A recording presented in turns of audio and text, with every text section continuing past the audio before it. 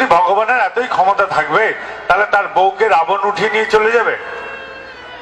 ভগবানের এতই যদি ক্ষমতা থাকে তার বউকে উঠিয়ে রাবণ নিয়ে চলে যাবে? নিজের বউকেই তো রক্ষা করতে পারছে না, আমাকে কি রক্ষা করবে? আর যদি ভগবানের এতই ক্ষমতা থাকে তাহলে সমুদ্রের ধারে যখন পৌঁছেছেন তখন ওই বললেন না তো সুমন্তর, এখানে একটি সেতু হয়ে যাক। আমি ভগবান বলছি এখানে একটি সেতু হয়ে যাক, হলো না।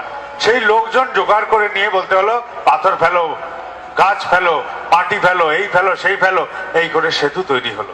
তাহলে ভগবান কর্ম থেকে মুক্ত হলেন না।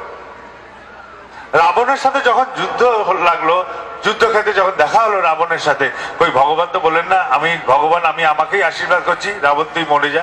তাহলে রাবণ মরল না, ভগবানকেও যুদ্ধ করে হারাতে হলো রাবণ।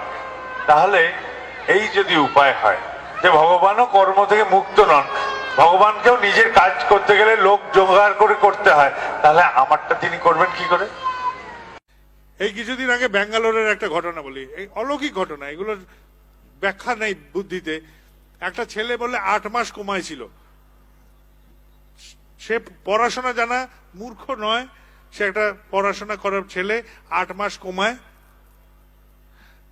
কোমা থেকে তার বাবা মা আকুলি বিকুলি, এই 8 মাস ধরে বিস্তর খরচ হয়ে গেছে, তার কিছুতেই তার সেন্স ফিরে আসছে না, সে সজাগ হচ্ছে না। বাবা মা আকুলি বিকুলি কান্না, আর কি করবে, পয়সা খরচ ছাড়া। আছে পয়সা, সেটাই খরচ করছে। ডাক্তার বলছে এইটা করো সেটা করো, এই করলে হবে, একটু ওয়েট করতে হবে। এই ওয়েট করতে করতে 8 মাস হয়ে গেছে।